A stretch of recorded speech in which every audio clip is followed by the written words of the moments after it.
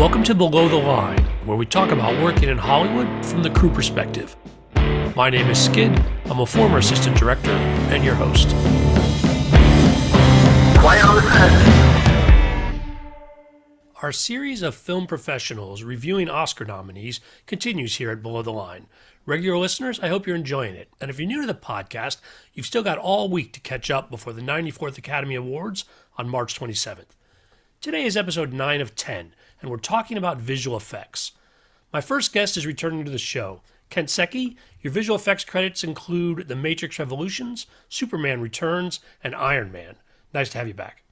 It's great to be back, Skid. Thanks for having me. And joining us for the first time is Chris Batty. Chris, your recent credits include A Wrinkle in Time, Creed 2, and Aquaman. But there's a ton of other stuff I could have named because you've been doing this for about 20 years. Welcome to Below the Line. Thanks. Excited to be here. Excited to have you both.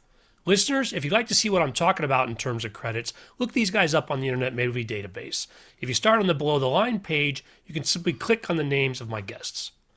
The 5 films nominated for visual effects are Dune, Free Guy, No Time to Die, Shang-Chi and the Legend of the Ten Rings, and Spider-Man No Way Home. We're going to discuss them in that order, and spoilers are possible, so consider this a warning. And a side note, the Academy shares names but doesn't include job titles with the nominations. I've pulled the job titles from IMDb, and I can't guarantee their accuracy. Also, apologies in advance if I mispronounce any names.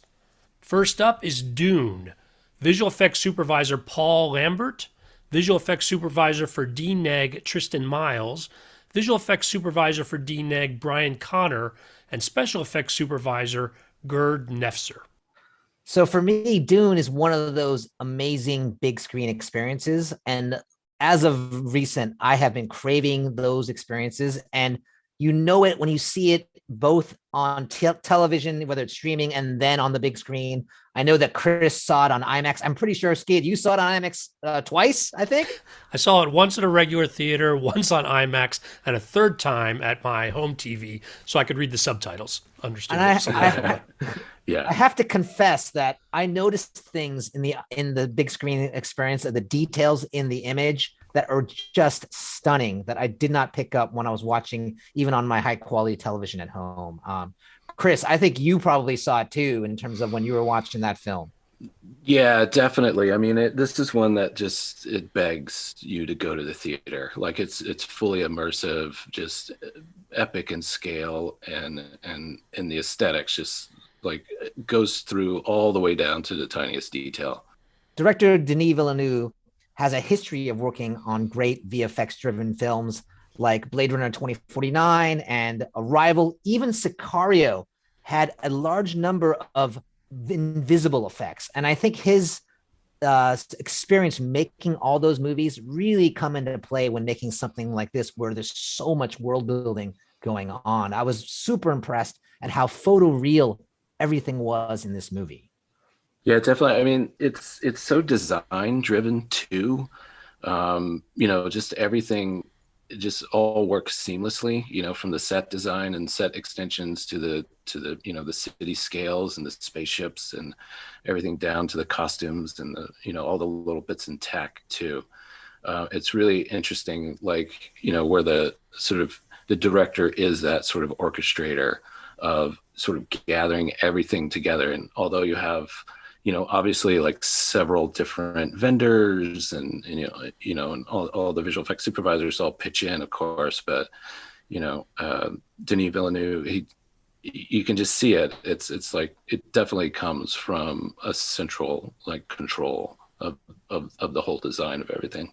One of the interesting things about the visual effects for this film, and it's a term I had never heard before. Most people who work in VFX, or even the tangential people who know of VFX-driven films, I've heard of blue screen and green screen.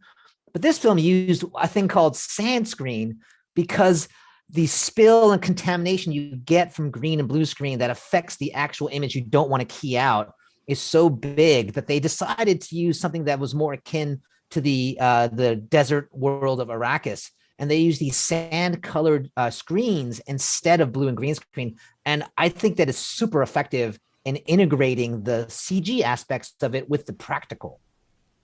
I think that has a lot to do because, obviously with a movie called Dune, like the sand and the dust is almost like a character in this, right? And so, as Ken, from your experiences as well, like dust and atmosphere and everything with green screen or blue screen is like, can be a killer. So if you kind of lean into that and have everything of that same tone and giving the whole world of Iraq is kind of awash in that same tone. Like you say, you get all the reflections and the light kicks and all that stuff, and you don't have to worry about all the crazy spills and stuff and trying to get rid of the green and all that through the dust and atmosphere. You can kind of lean into it. Yeah.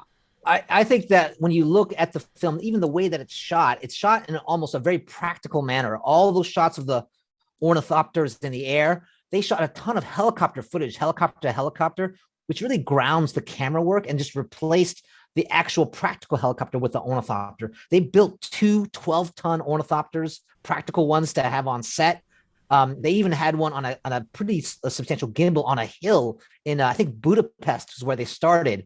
And they found that the highest place they could find in the city of Budapest was on a hill. And they built this practical cyc all the way around it, which used this tan colored bottom along with a sky colored top, almost a grad across it.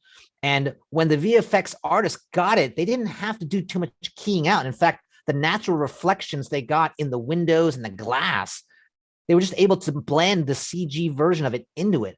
And I think that created that grounding that you really want. The other thing that you notice with these kinds of films when they do this type of thing is how much it affects the actors to have something that looks like the real thing there. Like all the practical stuff, it really helps it become un-CG, and it's really, really super effective. They take time to build these things, and they're not simple to build. And then they took the color that they liked so much, and they went on location to these other locations, and they had to truck in this special sand to match the color they decided on in Budapest.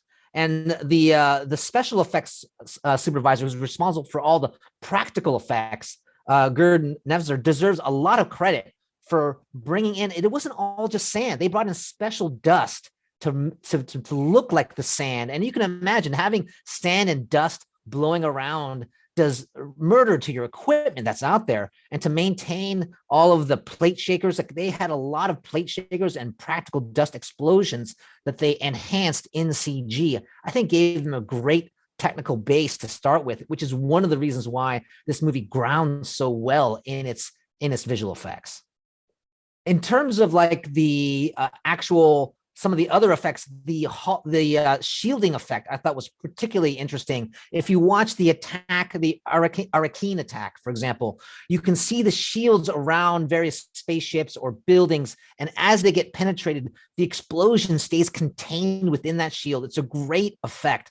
That it's something you don't really see, and I think that's something that should be noted is the color also, the use of color there, contrasting with the sort of more muted tones really makes it stand out. I found that to be really mesmerizing in a way that was an effective use of CG with the practical, which I thought was a fantastic combination of things that was used throughout this film. Was when they knew when to go to CG and they knew when to use the practical stuff. And I think using the practical is a movement that's been happening for some time in filmmaking, which I'm really actually psyched to see, because it's a bit of a throwback in a lot of ways. But I remember the first time I saw it or heard of it was on the film. What was the film that had Tom Cruise in it and he played, it was in the future where he was Oblivion. I was just going to mention that because when you're talking about the ornithopters and the sets, it's very much the same strategy they use, because they built that flying vehicle that Tom Cruise had, and It's a gorgeous design. But they built as much as they could practically, and in that one they used all those LED screens to get all the right reflections and everything, so that as you look out, you have the CG plates. With Arrakis, it's a little bit more forgiving because there's that sort of constant tone of the desert there, and so it's a very, very similar strategy, but just sort of updated. Yeah, it's interesting that so Oblivion used LED screens, and you see the sort of genesis of it now in The Mandalorian. But even here, they used almost a poor man's version with these sand screens and with these sort of matte painted large Sykes. And it's super effective. And it should be noted that we think of Dune, we think of Sand World, but there's actually several other worlds. There's the world of Caladan, which is kind of a gray which has a lot of overcast and some rain. There's Seleucus, which is, a different world entirely, and Kitty Prime, which is more toxic. They have these various different worlds that like have different color palettes, which I think makes Arrakis really stand out in its look. So I'm always blown away. There's 1,700 visual effects shots, of which most are augmentation. I mean, I think they picked their moments when to go full CG, and I was absolutely blown away. And we haven't even gotten to the sandworm effect, which is just another one. I know it's like it's always a question of scale when it comes to those things, whether it's sand simulation, water simulation, and water simulation we can get into later on some of the other stuff. But it's that's the hardest thing to sell, because usually you would try to do that with miniatures and 20, 30 years ago, and that's always the big giveaway. Yep. And trying to just get that to mix with CG and the practical foregrounds that they had is really, really convincing, especially when you're trying to do this on IMAX. Right. You pick up every single sort of bad detail. The sand plate shakers that Gerd Neffzer made were absolutely amazing. Like when you feel the approach of the sandworm and the vibrating ground, the actors are actually really sinking into the sand, and because of the sand effects. And a lot of times other movies would have used just simulation and it just wouldn't look the same, and you wouldn't get the performance. I think it's something that's really, something that a lot of other movies don't take into account, is the performance of the actor, how important it is to sell the effect that's happening. And I think if you look at Dune, it's firing on all cylinders. Now, all of these films in the team that's been nominated have one person who's listed as special effects. But is that more of a recent development, that there is a person on that team? You mentioned, Kent, that people are moving back in that direction to doing, I wouldn't say trying to do more practical or visual, but rather it sounds like to have practical integrate properly with the visual. Yeah. To be honest, Skid, I think since the category existed, they've known the importance of special effects, and it's almost an unwritten tradition that one person out of the four is a practical effects person. And I think that's a great tradition, because all of the best films have some practical effects in them from a visual effects standpoint. And it keeps people honest, to be honest. I think that's one of the things about practical effects, is it keeps the CG people honest. It keeps the VFX soup honest. And I can't stress enough, like pyro and other things. Like this movie has great examples of both pyrotechnics and explosions and sand that, if it's not practical, would have really sort of hurt the film, I think, on a large scale. Yeah, it wouldn't be as immersive. It wouldn't be as, eye-catching and realistic. And even from a visual effects artist standpoint, like if you have something to work from, it's almost easier, right? If there's something in the frame, whether it's a car or, like the foreground sand, you have something to match to, integrate with. And like you say, Ken, it kind of keeps you honest and keeps the film more honest, right? For the audience. When you talk about those details that were in that battle with not just the shields on the people, but the shields around the ships and the explosions inside, it also makes me think about how in a lot of these films, and I think some that we're going to talk about on our list, the battle scene ends up being at the end of the movie. And sometimes it seems like maybe the visual effects go too far on this, but this battle is not at the end of the movie, probably at the end of the second act, right? Yeah. And then right. And it's very important that it does not overwhelm the rest of the film or what's going to happen afterwards. But I didn't feel that way watching it, and I'm curious to what degree visual effects restraint plays a part of that. Oh, I think it's very easy to go overboard. I remember when I was a visual effects artist, I was always trying to create the spectacular shot. Like that was my goal, was, I want to make the coolest shot in the film. Like that's what I want to be responsible for. And I think when you have a director like Denis, he knows where to pick his moments, and he knows what he wants things to be spectacular. And I think he has enough experience to be able to command all the departments And that's what allows them all to work together toward this common shared vision. I think, Chris, you had said something very interesting at the beginning of the film about how every department seems to have talked to each other, even though you think that's a natural thing. So many films get finished in post where design happens with the visual effects vendor or with the visual effects supervisor. And I'm not saying they're not good at those things, but when you want a cohesive vision throughout the whole process. And I think when you have a director like Denis, you get that vision and you get that communication that's shared throughout all of those departments. And it's very evident in this film. Also, just another thing as an aside, like going back to that battle, it's an interesting notion where you come up with certain rules for your world. And one of those in Dune is very famous, is the shield, and the slow blade penetrates the shield. Right. And that's how you get that interesting visual of those, when the ships blow up, they blow up sort of internalized, like the shield's still there. And so it's like using the rules of the world, which is this good writing, rules of the world, and coming up with great visuals to express that thought, right? And then with a movie like Dune, you can just do it in such an epic scale and so strong a visual like that. And that's what's fun. And that's where visual effects really shine, right? Where you can kind of demonstrate what is different about this world. Why are we going to see this movie?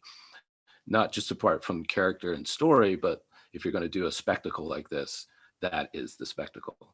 Yeah, I think that's really on point, Chris, as far as like the design of the visual effect supports the story. And then within that design, you can be spectacular and you don't get the overload of like so many things happening. It's very targeted and specific. It was a good point about like this battle happens really, not at the end of the film, but in sort of the middle of that of the film. And it's super effective. I think that they did a fantastic job of making it seem big and epic, but at the same time, it felt realistic. Now, you guys mentioned the worms, and I'm not sure whether we really dove into that. Are there specific challenges, or from a visual effects perspective, what do you see as the challenges with that kind of effect?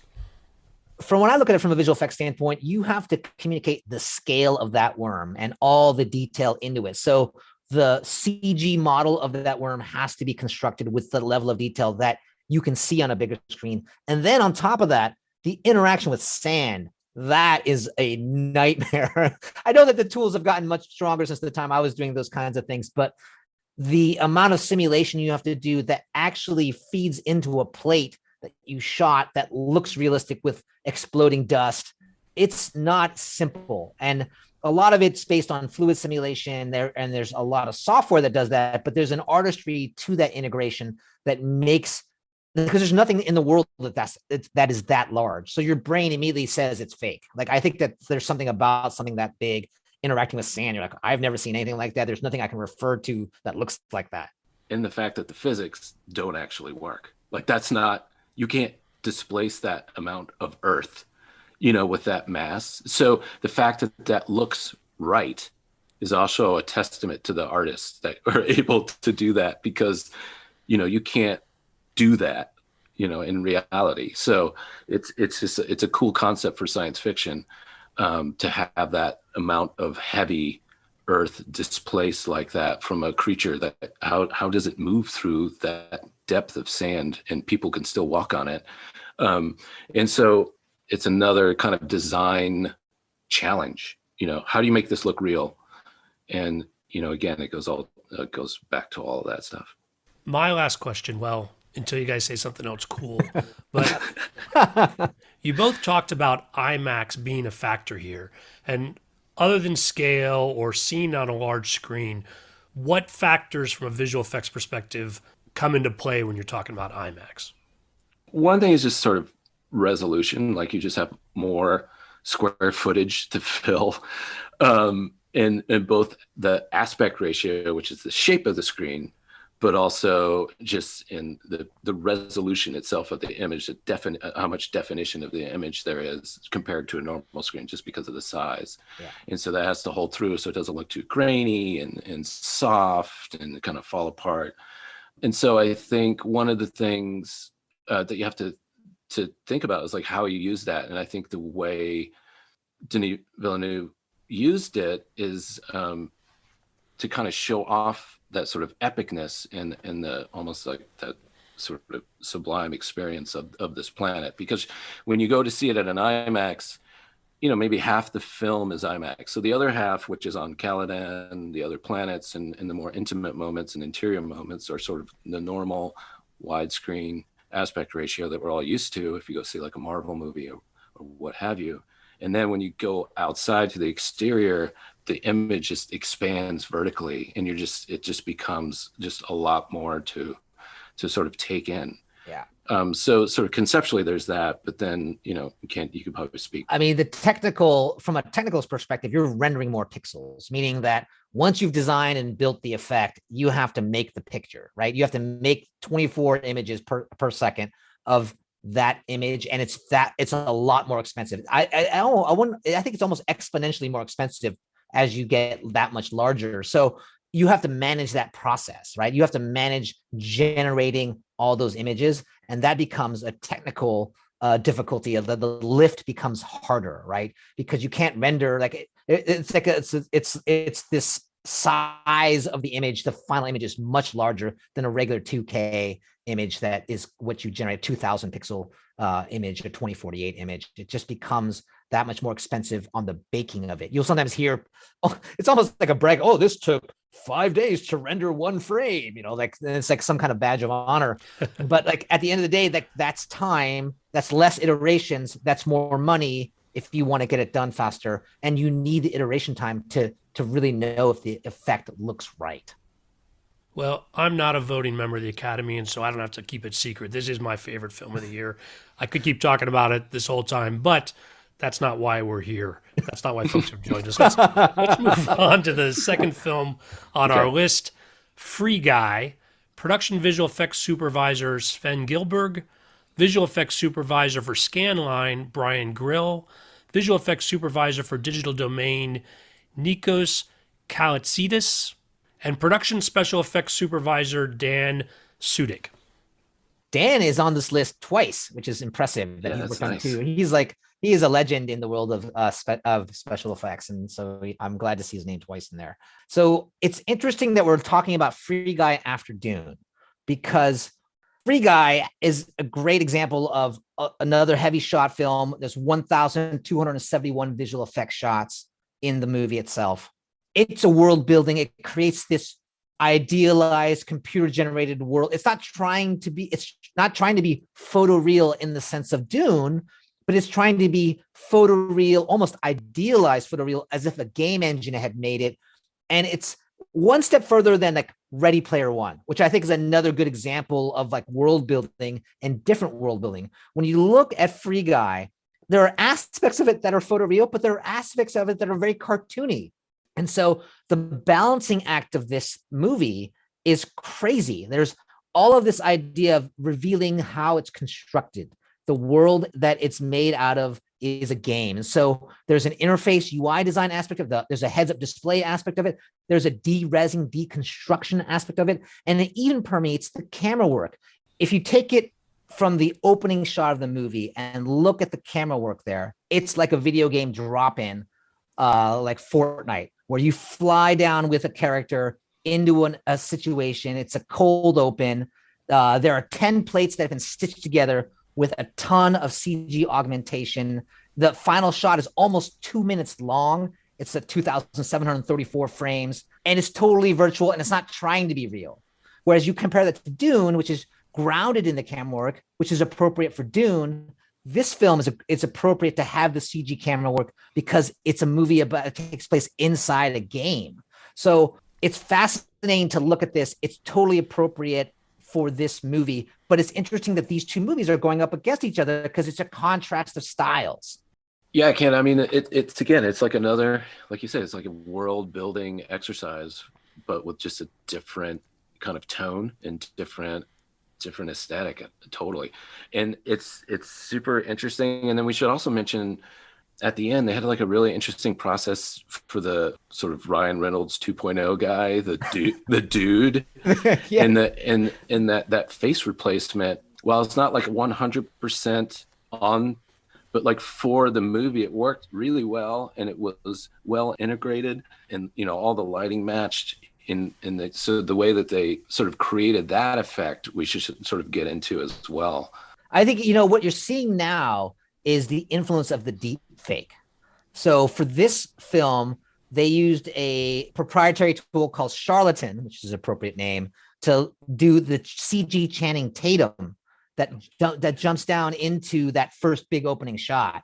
And it's fascinating to see something that was an internet sensation, the deep fake, become integrated into modern visual effects.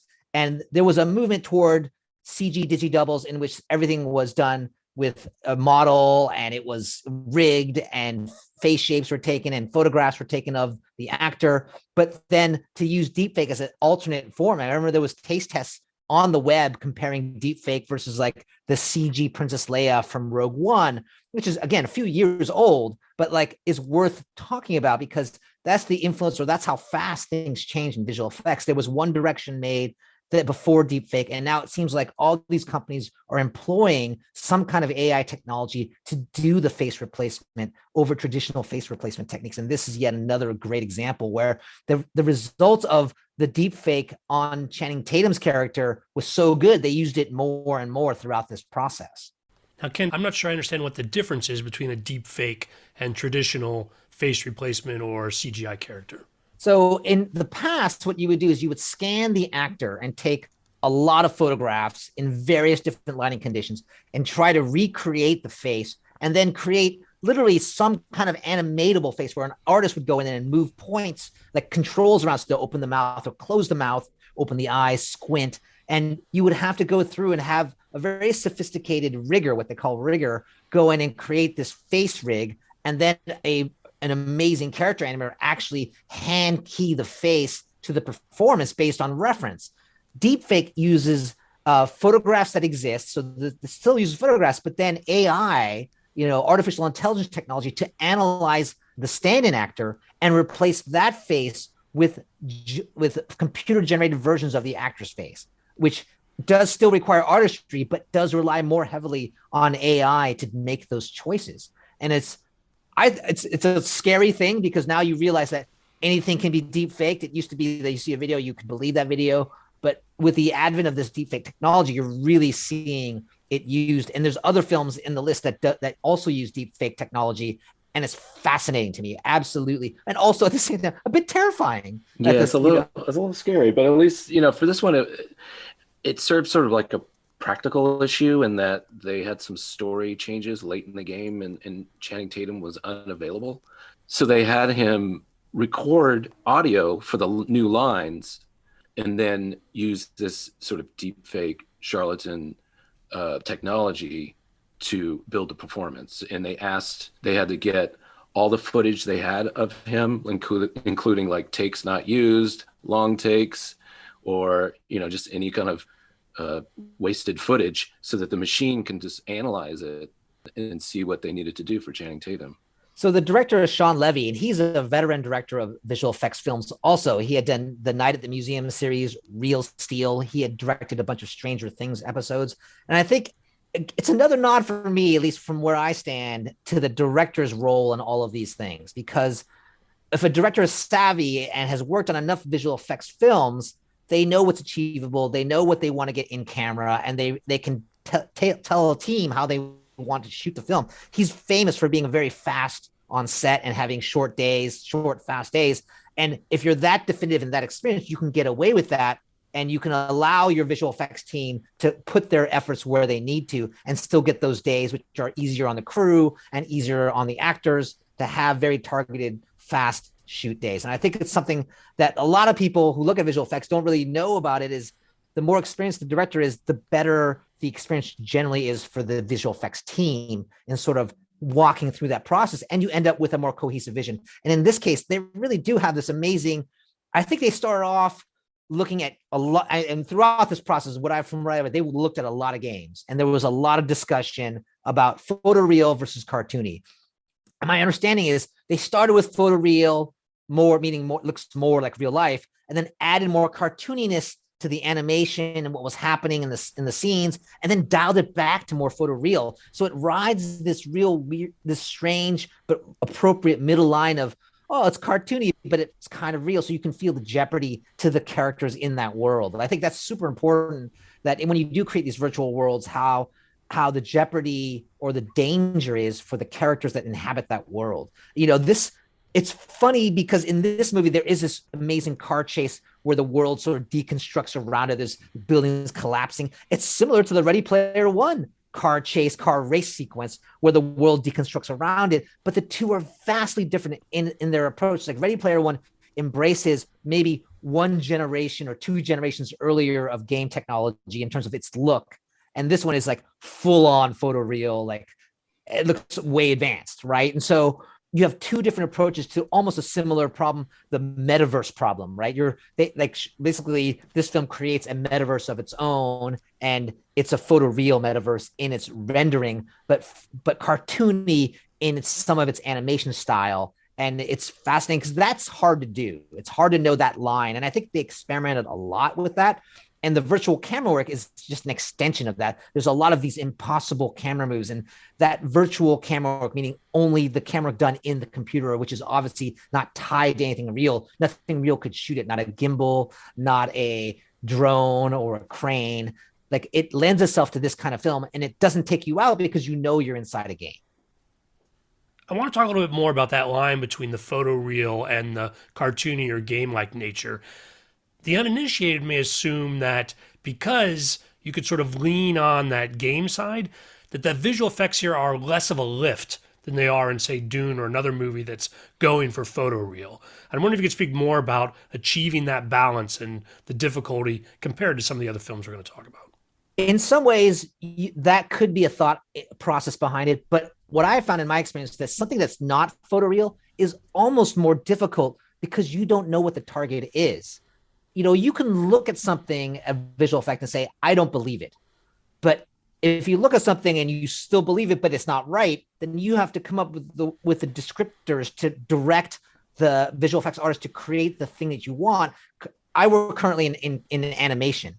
And one of the hardest things to do in animation is a stylized effect, like an explosion or like fire that doesn't look like photoreal fire, because all the software are physics based. And so they want to make something that looks real. They're all based on real things, right? And so you're telling a piece of software that's designed to build something to look realistic to do something that's kind of realistic, but not.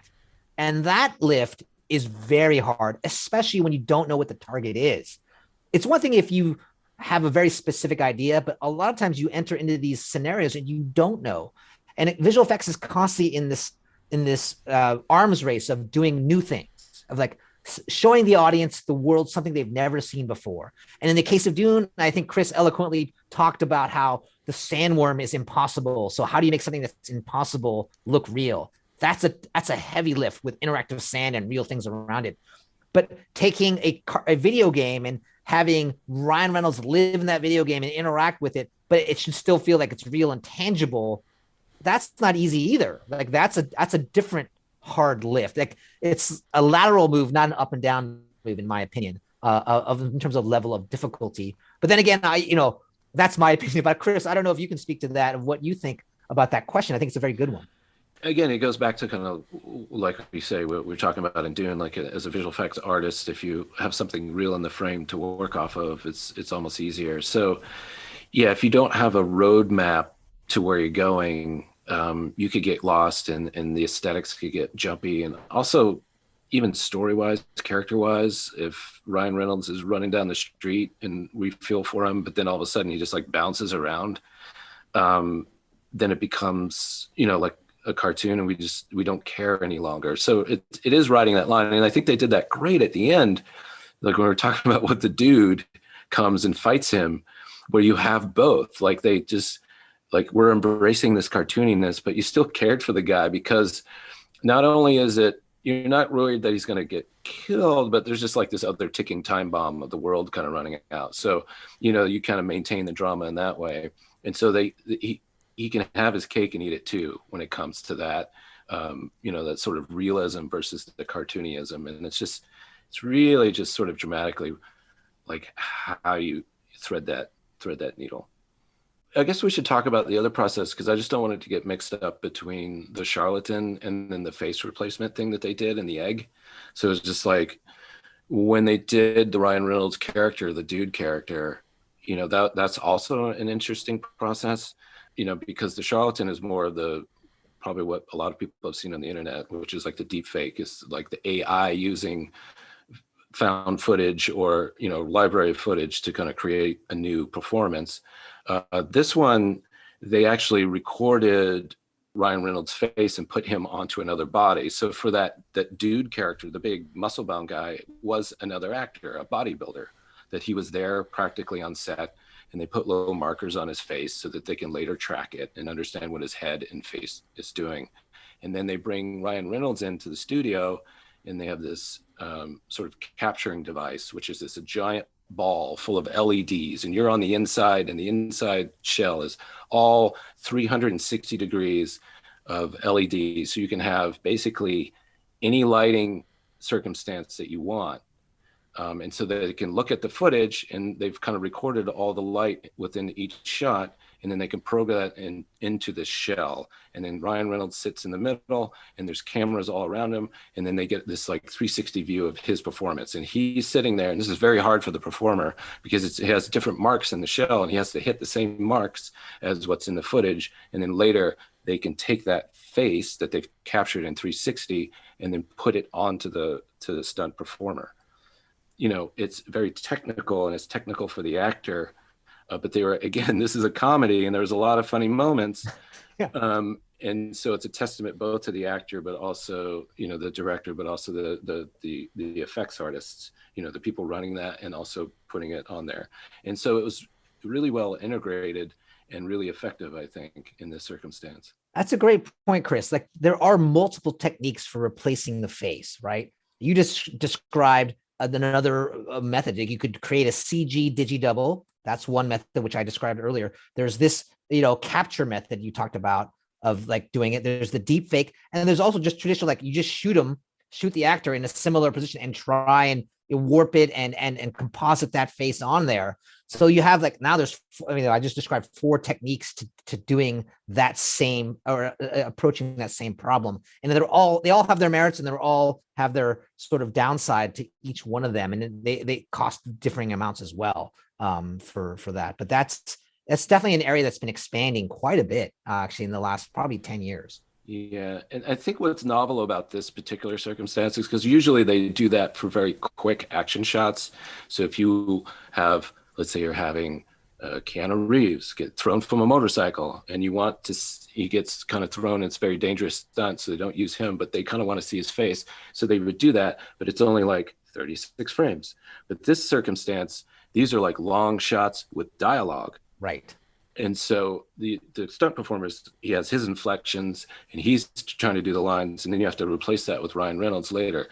And that's extremely difficult. And I think they really pulled it off for a long sequence too, with close-ups and all this stuff. And it's a good point about how long the shot is. Like, the longer the shot, generally the more difficult that shot is, because the audience is going to watch it and study it and see it. And so any of the nuances that like, are not right, your eye will pick it up. And so there are quite a few long takes in this film. That's the nature of virtual camera work in general, is the long take. And to see how much face replacement they did in it, or they hear about it, is pretty amazing. The third film on our list is No Time to Die. Visual effects supervisor Charlie Noble. Visual effects supervisor for DNEG, Joel Green. Visual effects supervisor for Framestore, Jonathan Faulkner. And production special effects supervisor, Chris Corbold. The last of the Daniel Craig James Bond movies. It's a testament to the movies themselves that this is probably the most sort of seamless visual effect movie. Like, you see shots in this movie that you think are practical that are actually a visual effect shot, and you're not even really supposed to think about it. When you watch Dune, you know that Arrakis, and there's not a giant sandworm, and there isn't a giant city that's built there. Like, you sort of know these things. Whereas in a movie like James Bond, they are really part of what makes a James Bond film James Bond from a visual effects standpoint, is the integration of stunts, practical effects, and visual effects. and the ability for the audience to not know which is which, to just sort of watch it and accept what's happening. And this movie has it in spades for sure. Like it's all over this film in the stunts that they do, and even in areas that which you're not even aware of the fact that there is an visual effect. So the invisible effects in this one are admirable and amazing in the way they got pulled off. At least for me, there is an amazing motorcycle jump into a plaza. They actually did the jump. Like that's crazy. It's got 100-foot. I think it's like 100-foot jump. It's crazy that they actually did the jump and then painted out the ramp and did all of like the only effect in there was the paint out, like right, that allowed it to like not. But some stunt person put their life on the line and made that shot spectacular. And I think that's one of the things about James Bond that makes it exciting is that you do think most of it is practical. I mean, they had 10 Aston Martin DB cars for this movie. 10, right? And one of them, which is amazing when I see these things done, is basically there's a pod on top of the hood of the roof of the car where the driver, there was a famous rally car driver who was driving the car while Daniel Craig is inside acting like he's driving the car so that it would do the maneuvering that they wanted while they were shooting it. That's impressive. So they had to re-engineer the steering and the braking and the acceleration of the car so that somebody else could be driving while Daniel Craig's in the actual driver's seat.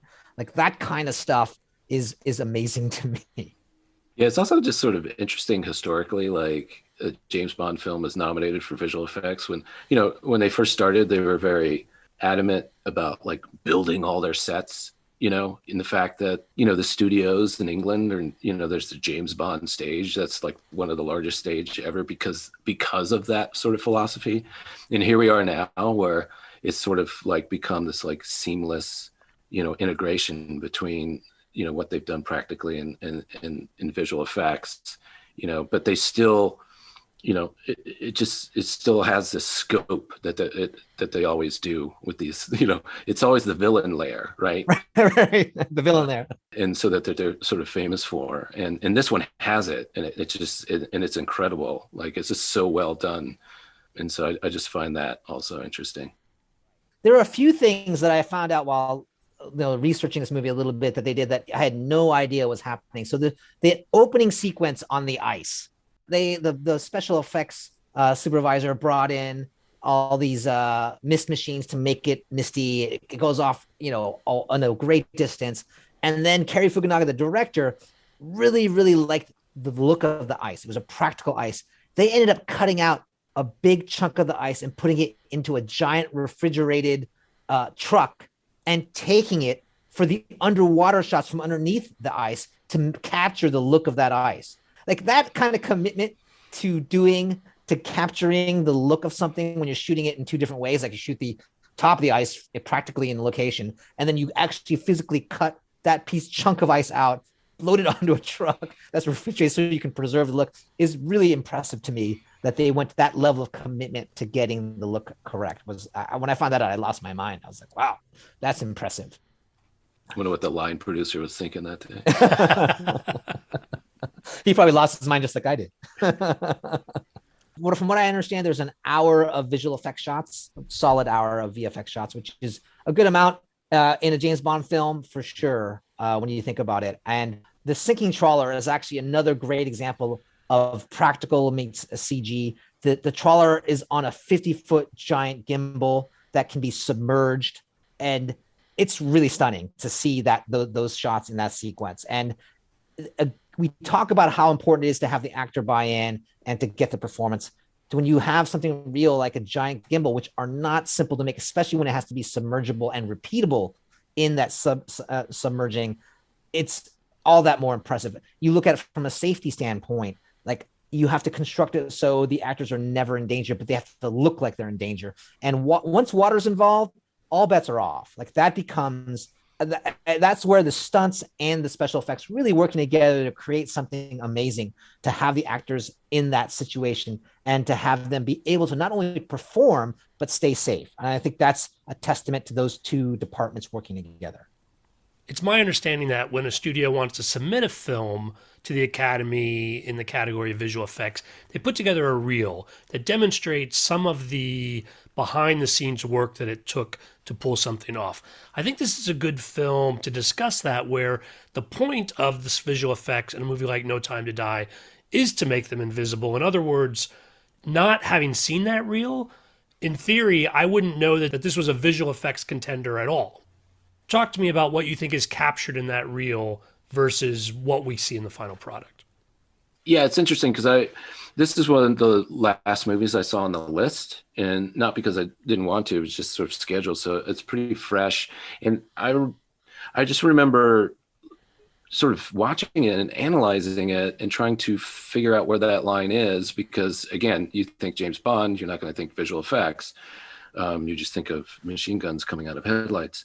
And so, but it's really incredible. And Kent, you're talking about that trawler sequence, and I just found that captivating because, again, it's just good storytelling, because you just sort of really don't want those characters to die, and so you're following that drama, and you're going inside, outside, and it just all just feels seamless, and you're trying to figure out what's augmented and not augmented, and then that scene, it's crazy how much actually is practical when the Aston Martin's kind of squirreling around with the machine guns at the beginning, and trying to figure out where that line is. And that is where your special effects people and your visual effects people are really just like working hand in hand and sort of playing off each other and talking to each other. So that's kind of where those reels are necessary, especially even for us, who Right. are sort of indoctrinated and sort of experienced, because there, like we were saying before with Free Guy, there's so many different ways to do things. Sometimes you're looking at something and you're like, oh, that's totally CG. And then when you look at it later, they're like, no, we built all that. And so sometimes it is hard, especially when you get into certain aspects of cinematography and lighting, where if it becomes more expressive, you're trying to think, well, did they do that because it's CG and they're trying to hide that it's CG? Or did they do that because, that's just the look they want? And with a movie like No Time to Die, which, looks gorgeous, those are just aesthetic choices that they have.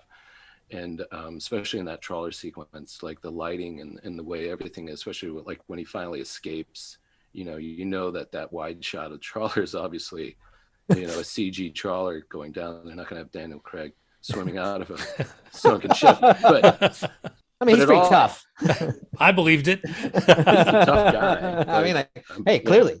But it just goes. It just all works together.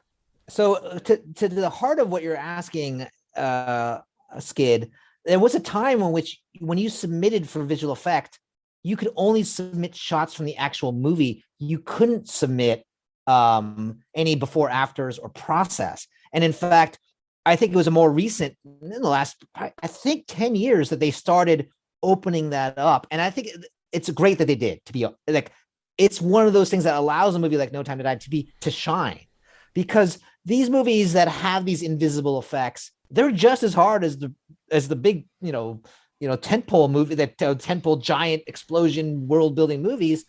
And in some ways, they're just downplayed. And so this addition of the reel with the before and after, or the process stuff, I think gets them the recognition.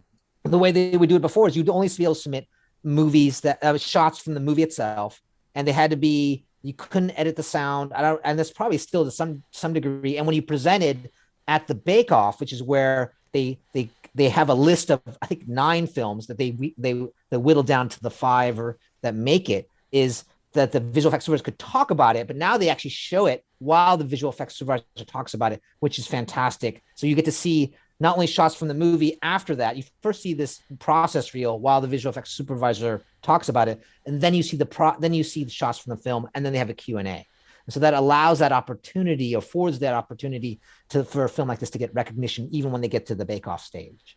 That's another point too, because I belong to the Visual Effects Society, which is like a professional organization for us poor visual effects people, and they have their own award ceremony, and they have different categories, and the two biggest film categories are sort of like visual effects, and then supporting visual effects.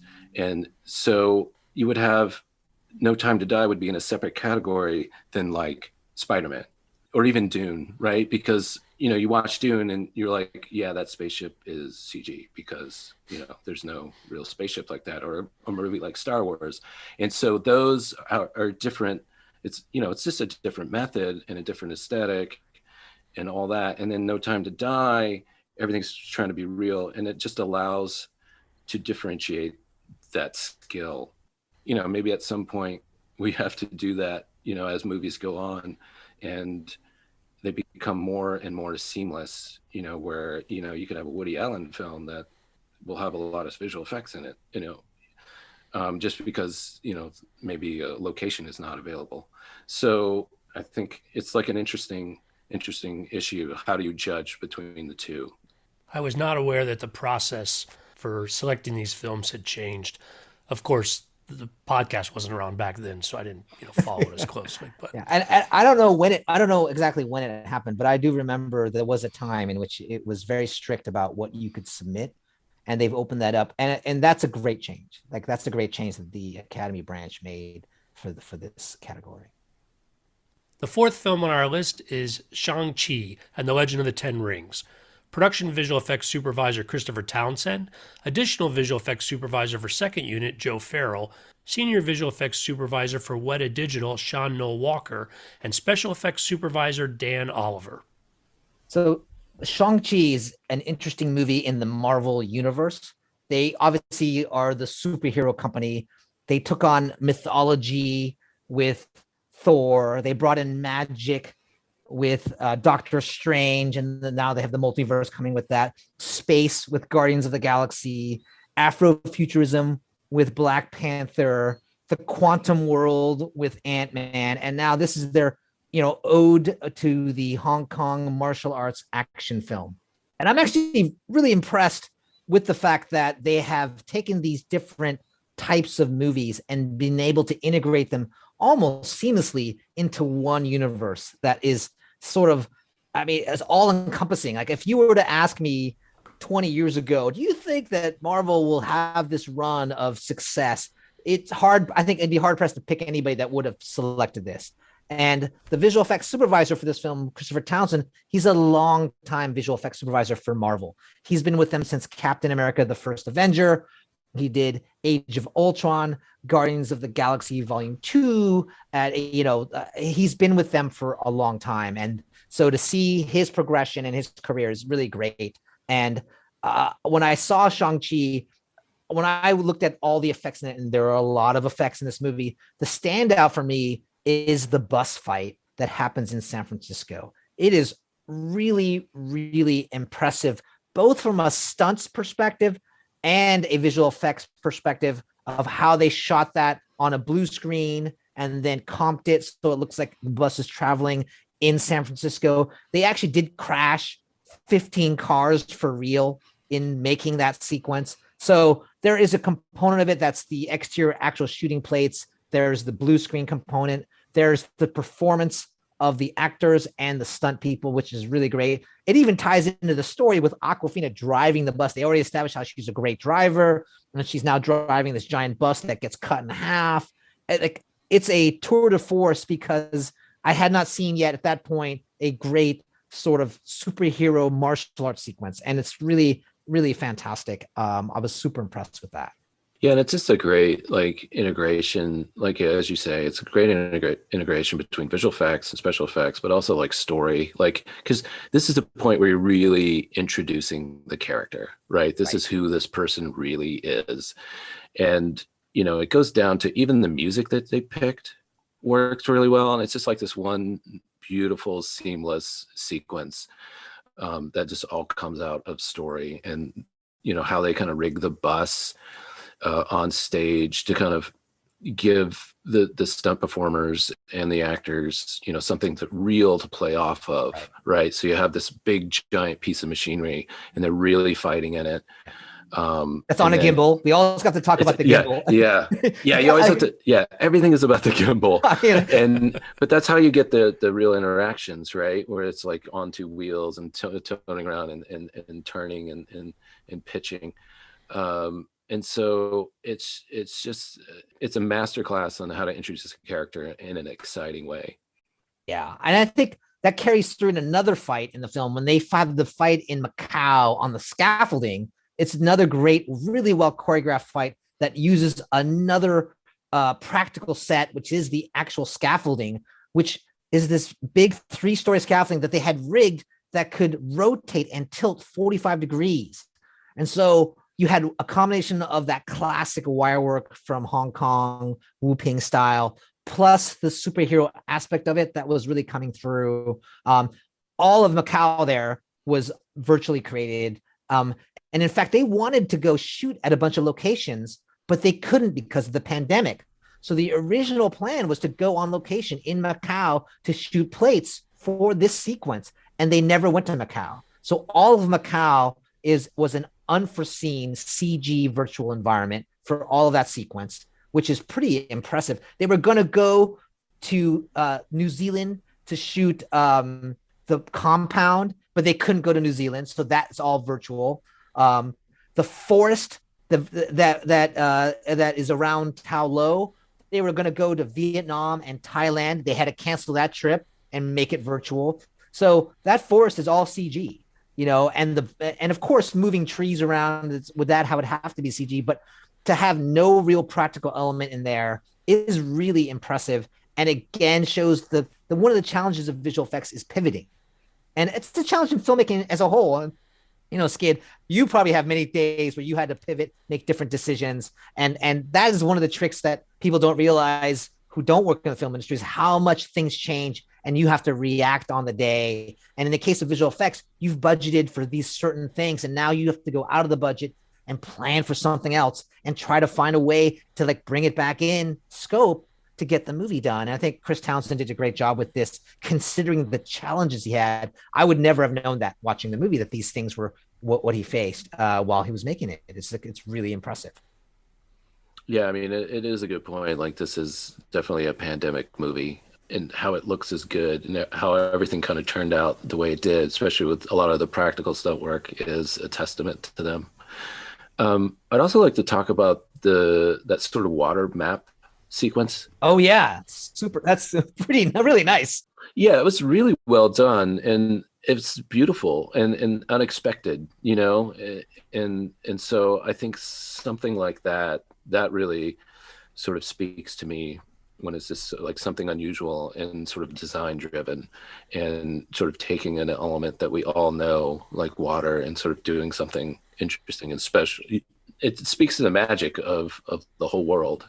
Right. And it feels grounded in that you feel like that room is a real room, that grounds that effect in that room itself, which I think helps with all the refraction that's happening through all the beads of water that are super challenging from a rendering standpoint, that you have to have enough of that room in there to get all of that reflection and refraction correct with all the ray tracing that happens there.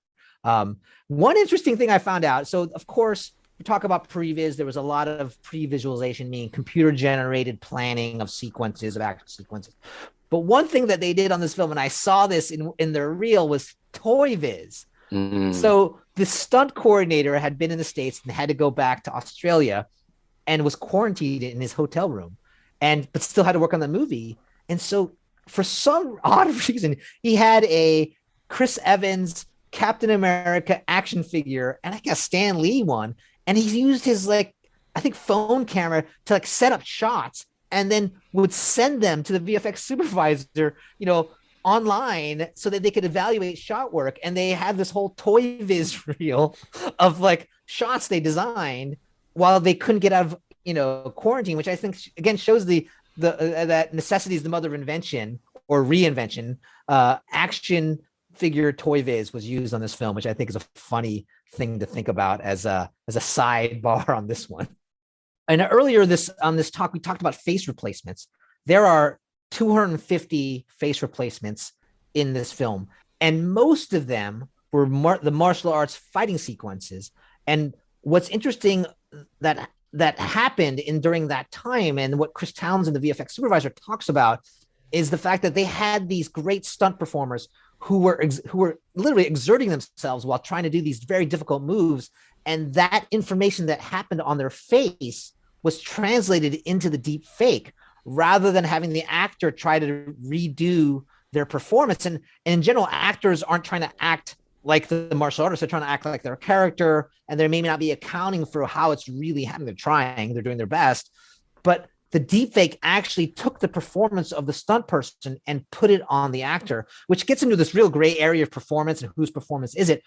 But it sells the performance, which I think is something that should be noted in terms of like how the deepfake may enhance an effect and make it more immersive for the audience, because the audience can sense that when something is replaced sometimes because the performance doesn't match the exertion.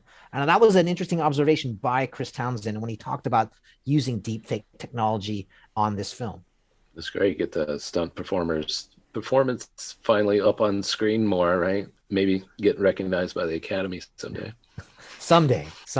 And we didn't even talk about the dragon and monster fight. Like, these Marvel films get so big now that like the end of the world or the giant scope that happens, there's this, fully articulating Chinese style dragon that flies around, that fights another beast in there, that features Shang-Chi and another character running up the backs while that's going on, like in water that's flying around everywhere. Like, you're talking a super challenging in a virtual world. It's like you're just adding up what you have to do. And by nature, that's all CG. The whole shot's a CG shot. Like, I don't think there's a way you could shoot that in Marvel cinematic language. And here we are talking about Marvel, the next two films, this film and the next one are both Marvel Cinematic Universe films. There is almost a house style to the visual effect. It's hard to describe. It's more of like an idealized looking visual effect to some degree. And it's difficult, I think, for the movies to stand out as much from each other, because it's not a constraint, but it's a rule almost that you're living in this world. They have to live together, right? And so it's an interesting conundrum. Marvel movies have been nominated several times and they've never won, yet the visual effects are astounding. Like, there is no question that the quantity of effects, the lift of that alone is outstanding and hard. And they have a look that maybe is continuous through them, but the effects are different. What they're trying to do in Shang-Chi is different from what they look like in Black Panther, or what they look like in the next film, Spider-Man No Way Home. And there is merit to that. I think sometimes it does get overlooked because of the fact that the Marvel universe is so all-encompassing. Yeah, and I think that's probably the challenge, especially with Marvel movies or Star Wars movies, because it does sometimes become more quantity, over, I wouldn't say quality, because they're always looking great, but just like how it stands out. Right. And so, it just sort of gets glossed over, I think, by the greater community. Yeah. But the achievement is certainly high. Like, and that's the award is best achievement in visual effect. And like, that shouldn't just go unnoticed, in my opinion. Like, they're like the world building of the Marvel Cinematic Universe alone. I just listed off at the beginning of this particular movie all the different almost genres they've encompassed, and successfully done so, where like an audience buys. I mean, like, it's a lot of different worlds to sort of bridge and to feel like it's unified. I don't think that's easy to do at all from a visual effects design perspective. Well, that might be a good segue into the final film on our list, Spider-Man No Way Home. Production visual effects supervisor Kelly Port, visual effects supervisor for Sony Pictures Imageworks Chris Wagner, visual effects supervisor for Digital Domain Scott Adelstein, and senior special effects supervisor for Marvel Studios Dan Sudik. That's the second Dan Sudik film, longtime Marvel associated special effects supervisor for Dan Sudik. I had the pleasure of working with him on the first Iron Man film. He is a veteran and a really nice person too at the same time, so which you always like to be able to say that. Spider-Man No Way Home generally should be recognized as the giant blockbuster of last year. There's no asterisk around that. Like, there is absolutely none. And you could argue it's as if the pandemic never happened as far as that film goes. And there's an achievement there. There are 2,400 visual effects shots in that film. That's probably the film that has the most effects in terms of shot count. There are 12 different vendors who worked on this film. And I think the mirror dimension, which is the Doctor Strange magical aspect of the film, is outstanding. Like seeing the world, it's like, I remember when Doctor Strange was first being discussed, and I had friends on that film, and they said it's like Inception but on steroids, and that's a very good description of the sort of the mirror dimension that exists there. I mean, one of the interesting from a technology standpoint is that Framestore had a procedural city system. So what that means is that it builds it on the fly. Like you say, for example, I want to be on Fifth Avenue at this point in the city. It can actually generate the buildings in that street, on that street, so that they're accurate to where they are. And then you can, on top of that, let an animator fold that building and that street on top of itself. I mean, that is an amazing effect. It's not easy to bold and bend rigid geometry and have it hold up. So that's all of New York had this system at Framestore. I think that's really a super innovative and an amazing sequence. And obviously they had to invent this or devise this technology to be able to achieve that effect. It has, just from an effects, the sheer effects number on that standpoint, we talked about the shot count, like you've got the dust, you have the basically returning heavy hitters of all of Spider-Man coming back. You've got the dust of Sandman. You have the reptilian creature of the Lizard. You've got the Green Goblin back. You have Doc Ock with his CG tentacles. All of those characters return with their effects. Even if they were done years ago, they had to pay homage to, they can't just make the effect look different. They had to go back and look at those movies to recreate those effects in today's times. And the thing that people don't realize is the amount of de-aging work that movie required. Like there's extensive de-aging work on Alfred Molina and Willem Dafoe, because they were much younger when they did those Tobey Maguire Spider-Man movies, right? So they had to go in there and make them look younger. And you don't even think about it when you're watching the movie. It's just like you accept it. It's happening. That's what they are, right? And so even in this film, with a ton of what you know are visual effects shots, there are some invisible effects that most people don't even think about. I mean, for the Sandman character alone, there were 3 different vendors. There was Luma and Sony Pictures Imageworks that did the sort of the spinning giant effect of Sandman. But then there's DD who did the humanoid aspect of the Sandman character. You know, so you have multiple vendors doing different aspects of the character of the villains at the same time, and coordinating all of those processes is a feat unto itself. Like when I think about trying to make sure that the look of the film is unified across all these other studios, it's mind-boggling that you could maintain. They all have different renderers. They all have different character rigging systems, and they might be able to share the model, but the shaders almost always there's some proprietary shader system that goes with their lighting package. You know, whether they render in Arnold or Redshift or RenderMan or any of these other rendering softwares, they have to recreate and keep a look that doesn't jump from shot to shot. Like that's not simple to do. It's a very complicated process, and they're all in different parts of the world. So you're coordinating all of this at some central location in Los Angeles, trying to make sure that as you get plates and footage in and you're distributing the work, that they're all sort of staying unified. And that's where the visual effects supervisor really comes into play, is to make sure that all of these different vendors are like hitting the same target. I think that's notable that Sony Pictures Imageworks is one of the vendors on this show.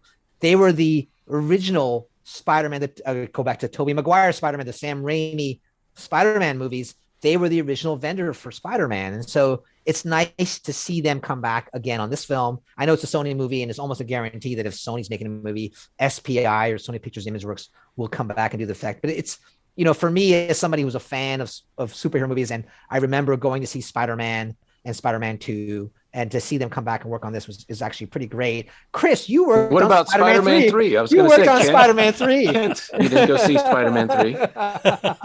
I did see Spider-Man 3, and we have a veteran here of Spider-Man. Yeah. So it was amazing to see Sandman come back. So, you know, I did, it was almost 2 years on Spider-Man 3. It was a wild experience. It was very fun and crazy movie, and a very big movie at the time. And so it's interesting to see what they've done with Sandman 15 years later. right? Because in visual effects world, that's like what, 6 generations. Yeah, that's right. Right. And so just the sort of believability of that character, and so because I like Thomas Hayden Church, he's a good actor, and this and he was sort of that tortured soul villain, and be able to kind of read that in his face is a great achievement. I think the Liberty Island sequence is probably the crowd pleaser. And I think SPI worked on that one. And it was to have the 3 different Spider-Mans battling all these villains. I part of me is like, where's this all going to go? Because the escalation of like activity in these Marvel movies just keeps getting larger and larger. Like, crazy. I mean, like you had where the do they Thanos park all their snap. trailers? Like, let's star-studded. Like, how many people are in that with Toby and everybody and Tom Holland now? Yeah, it's a real feat, and that they have a ton of digi doubles. Because they're doing impossible things. Like it intellectually that they're digi doubles, but you don't think about it while you're watching the film. I think that says a lot about the staying power of all 3 of their versions of the characters. But from a visual effects standpoint, making digital doubles of humans is still hard. It's not a simple process, and they're doing. To Chris's point about Dune, they're doing impossible things that you intellectually know no one can do, and I think to keep engaged with the story and not have it feel like, oh, I'm in another CG fest is not a simple proposition by any measure at that point, So I think it's really impressive, not just from a sheer volume standpoint, but by the success of the effect itself. I think is super impressive to me. Every time I see these films, part of me is in awe of the film itself, and part of me has a headache thinking about, like, what if I was on that film? What would how would I have been able to wrangle all of that work, or how would I have been able to previs those sequences, and how much time would it have taken to go through and really sort of do it? Yeah. I know that they did extensive previs on the pre-visualization, that is, on the Liberty Island fight, but they handed it over, from what I understand, is they handed it over to ImageWorks sooner than they did in other movies, because it's so animation intensive that they wanted the animators to get their hands on the shots sooner and work more interactively with editorial, so this is, for me, a new or interesting development, is that pre-visualization is like making a blueprint or an early version of a sequence to guide not just the visual effects, but like the stunts and sort of the practical side of it as well. How are we going to shoot this movie? What's going to be CG? What's going to be practical?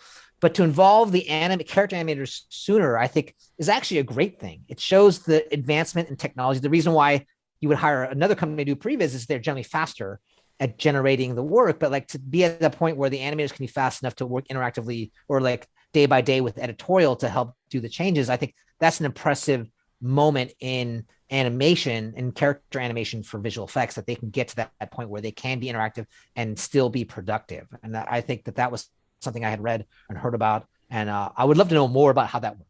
It's an interesting, I mean, because it sort of speaks to Spider-Man.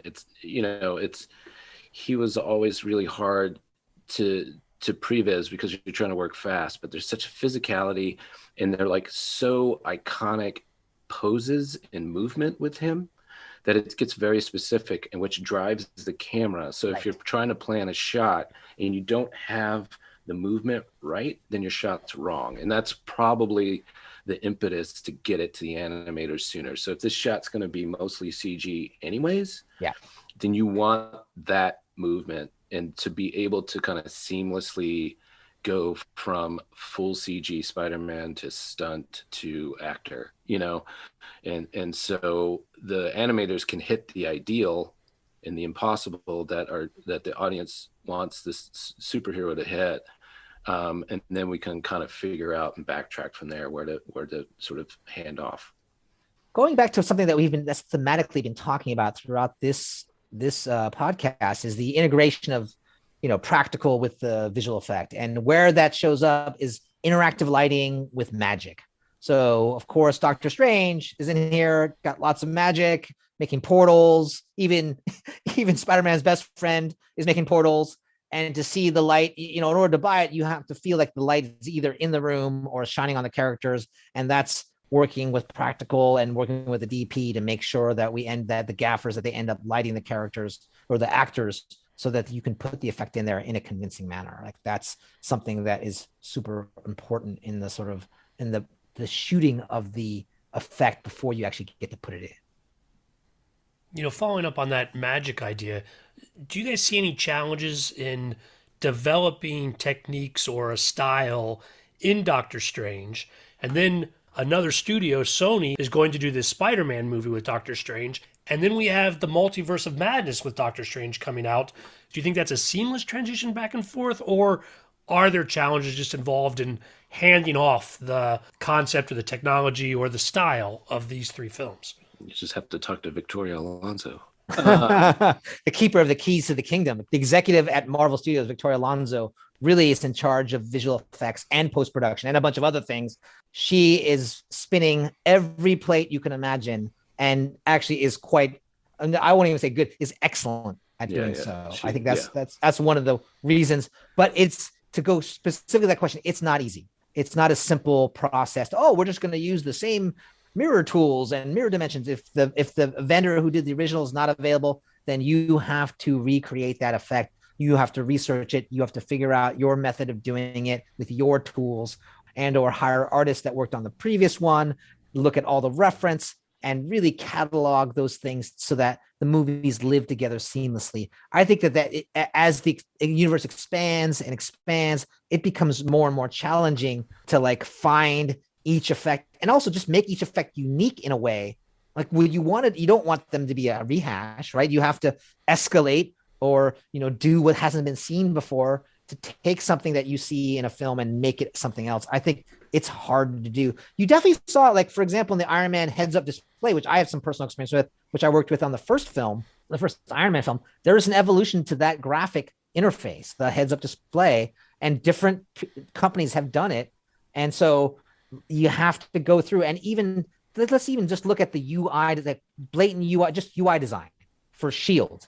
Any object that gets that, like, what does that look like? Or UI design for all the space stuff, like all of the Guardians of the Galaxy have some kind of UI design from foreign planets. Like, you have all these rules that you're establishing of how things look on these different films. Like, you have to somehow bring them all back together again and have them feel right. All of Tony's tech as it evolved, like how Tony got in the suit. It's actually kind of amazing how much it changed Tony Stark getting into an Iron Man suit. Even though he's not in this film, but like, it speaks to the evolution of ideas across multiple films. And I think that gets back to sort of what you're talking about, Skid, is like, you have magic.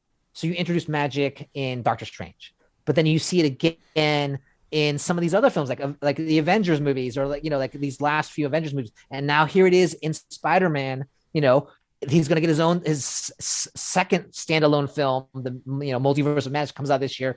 What are they going to do to make it unique in that movie? Are they going to escalate it in some way, shape, or form? And you also include the TV stuff too. Like, there's a lot to consider. Yeah, it's a lot of moving parts. And, again, it just goes to, why it's been nominated. That's part of it. It's just seamless. Like, you see Doctor Strange and his magic and you just know what it is, and it looks flawless, from one film to the next. So, that's why we're sort of recognizing it, right? And also the influence of the animated film. Right? We haven't even talked about the fact that the fact that there is a multiverse at all. Well, I'm sure in the comics there's a multiverse, but the fact that what opened it up was the success really of Into the Spider-Verse, the animated film, really explores the idea of the multiverse first before it really got hot, and from a cinematic standpoint. And they even used those concepts here in a way that was super innovative in that film. And so I think that's fascinating that even the animated side of it is somehow included in the cinematic universe. Yep. Before we wrap up this part, Chris, you kind of said it in passing, but the fact that you worked on Spider-Man 3 15 years ago, talk to me more about watching this film, both from what you know of what you did then, and obviously the technology has changed, but also what you were watching for and your expectations, again, understanding some of the earlier work on these characters.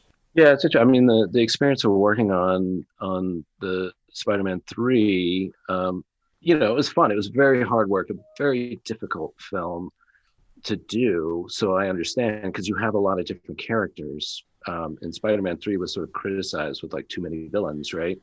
And so, here is a movie that is specifically about that, and how they're sort of pulling that off. And you have to sort of bring back all these legacy characters, both in a writing standpoint, but also like visual effects wise, like we were talking about is how do you bring Sandman back and not just redo what you've done, but like it has to hold up for 2022 or 2021 rather.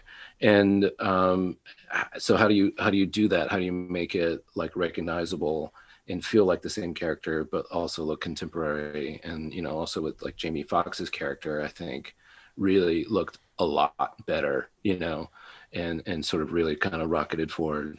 And so, that was an interesting thing to kind of do. And then, and then from a personal standpoint too, I was just in a different place in my life back then. And so you could, here, because this one, it was interesting because I went and took my kids who weren't born, when I worked on the first one and when the first one came out. And there's nothing that makes me feel more young than that, right, Chris? Well, yeah, exactly. But it kind of does actually, because I got to, instead of like looking at it as like maybe a jaded old visual effects artist, and just sort of picking it apart, you're watching it with your two young sons and sort of just enjoying it all. And, they recognize some of the characters that they've seen before. There's Green Goblin's back, and it's like, oh, and then Doc Ock. And so it's really fun and see how they kind of innovate these characters too with the, with Doc Ock's, the limbs, which are before they did a lot practically in the second one, in the second Sam Raimi one. And here they're able to do it all CG, and it's very seamless, and you can get such more interesting and expressive performances, out of it. And you have to be very careful because you have an actor there, and it has to feel like he's controlling those arms, and he has to react to them and what they're doing, and the weight of them and all that stuff. So that's very difficult to think. So if you have a practical apparatus that the actor's wearing, it's something that they can react to and feel the weight of. But then you have to come up with different ways to do that if it's completely CG. Well, tell me, gentlemen, are there any other 2021 films that you thought were noteworthy for visual effects? I'm a sucker for a Godzilla movie. So I'll be honest. I get it. I know that I've heard the criticism about the Godzilla films, but I grew up. But the first film I saw in a movie theater was Godzilla versus Megalon. #Toho films. And I loved seeing Godzilla. I love seeing Godzilla on the big screen, and it's impressive to me on a level of like seeing him fight King Kong, even though they're so big, it's almost absurd that they're fighting. And then to see Mechagodzilla sort of in that film, I had a good time at the movies just watching that, and I enjoyed that experience of watching those titans fight each other. I think I can't believe how many shots there are in that kind of film and how they fight on top of an aircraft carrier. But I think it's fun. I'd have to say Macbeth. It was nominated in the Visual Effects Society. And just because it's like interesting and has a great look to it. And it's, again, one of these that's world building, but it's not the typical laser battle thing. But there's just some beautiful, gorgeous shots that are just impossible, but they've done it, with the three sisters and the reflection. And it's just like they're really thinking about expressive ways to reconvey Shakespeare. It's just a fun one. Yeah, I have to say that that film with its cinematography is that we talked about integration of the departments. The cinematography in that film is just beautiful, and it's almost minimalism in the look. Really add to that enjoyment of the visual effect in that film. Like it just stands out as a stylized effect. And it reminds me. I mean, obviously, it harkens back to the Orson Welles version. And the sort of German expressionist, those. Oh, now you're going all film school. I know, just those minimalist sets that they've done, which is just, it's great because you can put on a Shakespeare movie and you're not spending a lot of money, but it looks awesome. And I think these guys are, it's very similar where you get a lot of scope, through this method. Well, Chris, I'm glad you brought that film into this conversation. Kent, I'm not sure that I feel as fondly about Godzilla versus Kong. What? Or even that movie came out last year. But I do appreciate you loving it and bringing that affection here. Guys, you brought it all together. Thank you so much for being on the podcast today. Thanks for having us, Kid. It was really great. Yeah, thanks, Kid. This was a lot of fun. Listeners, that's a wrap. If you'd like to learn more about the podcast, please visit our website, belowtheline.biz. It's B-I-Z. It's easy to peruse past episodes, and you'll find links to all of our social media. That includes our page on IMDb, where, as I mentioned earlier, you can learn more about my guests. Thanks to Curtis Five for our music, John Juan for our logo, and all of you for sticking with us. Please rate us wherever you get your podcasts, and tell your friends. You can catch the 10th and final episode of this year's Oscars series on Thursday. Thanks again from Below the Line.